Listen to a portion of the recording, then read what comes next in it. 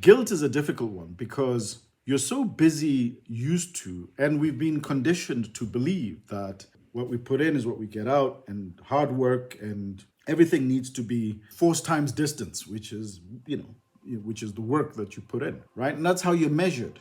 When you're sitting down and reading a book, or when you're sitting down listening to music, these are not necessarily always considered to be things that are defined as hard work.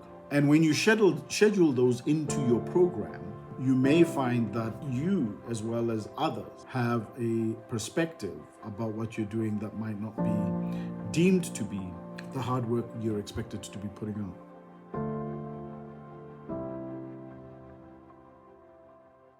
So I thought it would be interesting to talk about this construct of planning and scheduling. And I have been reflecting over the last few months, particularly this year, after listening to Jordan Peterson talk about scheduling and planning. And one of the things that he said was quite profound that changed my interpretation of what I've been doing. Now, I consider myself pretty good at planning and scheduling. I'm a very strong planner and I schedule every day. My next day, sometimes my next few days, and in some cases, my next few weeks. But what I haven't been doing, which is what he said, was scheduling the life I want to live. It's one thing to have a long list of to-dos that give you a sense of what it is that needs to be done. And in life, there's a lot of things that have to be done. But there's another thing to actually ask yourself the question is have I put in there the things that I desire to do, things that I have a love of doing, the things that are guiding me towards or leading me towards the things that I have expectations of. When I looked at my schedule, it was really a schedule of to-dos and things that have to be done. And I think we need to be careful about that because we then live a very automatic life and we then live what I call a tick-off box exercise life. And sometimes it's great to have a session or a list where you've ticked off certain things. It gives you a good feeling. But if it's not directing you to your desires, then it's going to have sometimes medium to long-term impact on how you feel. So I had to review whether I was scheduling the life I wanted to live. Now, here's what became really interesting when I started reviewing that. Guilt kicked in. Guilt is a difficult one because you're so busy, used to, and we've been conditioned to believe that what we put in is what we get out, and hard work and everything needs to be force times distance, which is the work that you put in, right? And that's how you're measured. When you're sitting down and reading a book, or when you're sitting down listening to music, or when you're having a conversation over the phone, or when you are watching something of interest, or when you are reflecting, or when you are meditating, or when you are exercising. These are not necessarily always considered to be things that are defined as hard work. And when you schedule those into your program of life, you may find that you, as well as others, have a perspective about what you're doing that might not be deemed to be the hard work you're expected to be putting out. And I think behind that, there's something very important. I think behind everything that we do, and you've heard me talk about consistently this element of intentionality, but also behind intentionality, there needs to be motive. What's motivating this intent? I always give this example that you may see me take an old lady by the hand and help her cross the road, right? And that intention may be interpreted in terms of motive as, look at this nice young man who's helping an old lady across the road. And yet, within my motive as to why I'm doing it is, one, I want accolade.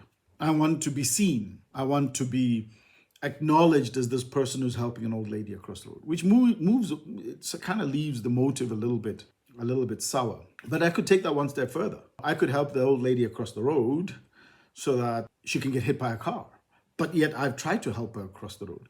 And then I get all the money So inside whatever you're doing, you got to be pure at really analyzing what's the intentionality of what you're doing. Why are you doing what you're doing? And is it in its purest form something that actually has what I would call a magnanimous benefit to yourself, as opposed to an intentional output that you want from others? And that's why when you say, I'm resting because it's good for my soul, or it's good for how I feel, then it's about you, and that's important. So whether that rest incorporates you listening to music, or whether that rest incorporates, having a conversation, or whether that rest incorporates reading, whatever it is, exercising, whatever the case may be, there is a purity in its motive around you fulfilling something that betters you. And sometimes other people can't see that. They won't be able to understand that or conceptualize that. And if that's the case, march on. Don't be overwhelmed by others. But we must distinguish that between those who are doing it for those reasons and others who are just doing it purely out of laziness or purely out of the intent of not wanting to do anything because it's going to require effort and they do not want to put in the effort that's required in order to get a particular output. So when then I started thinking about this in constructs of scheduling my life or scheduling and when I scheduling, what my intentions are around something for me. What are the desires that I want? What are the things that make me happy? What are the things that fulfill me in not just a long to-do list? It became an interesting construct. And I haven't got there yet. I've literally gone back to baby steps to start again, to say, okay, what do I want my day to look like tomorrow? And you can be as practical about it as possible, or you can even be as philosophical about it as possible. If I had one more week to go in life, what would my week look like? What are the kind of things that I would be wanting to do? And I'm very big on imparting. I'm very big on connecting. So it'll be a lot of imparting like I'm doing now. It'll be a lot of connecting. But my intentionality would now coincide with a motive, which is I'm not doing this for commercial benefit. I'm not doing this for the intentions of fame or people to like me or to get the accolades. I'm doing that connecting and I'm doing that imparting because it actually makes me feel good. When I'm sitting and I'm listening to other great speakers speak and I'm at rest, I'm doing it out of the intentionality of gaining more knowledge, and that knowledge that I gain, translating and deepening that into understanding, and then hopefully being able to impart understanding that I have of knowledge and data that I've acquired. And that now becomes very intentional in the manner in which I am now behaving or absorbing or even imparting. And if I schedule that into my life, if I schedule that I want to go to a restaurant for lunch, I want to have a glass of wine,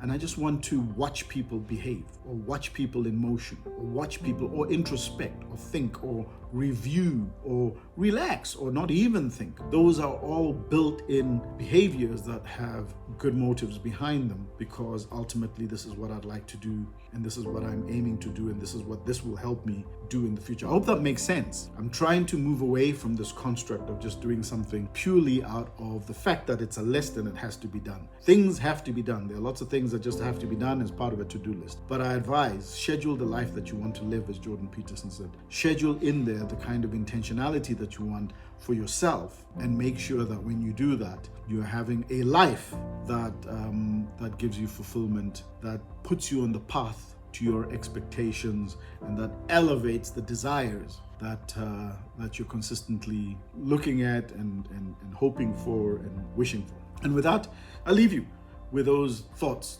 to visualize on. And I hope that was useful to you, and I hope you will tune into some of the other stuff that I'm going to be doing. So do take care, and we'll catch you. Don't forget to subscribe, press on the notification button.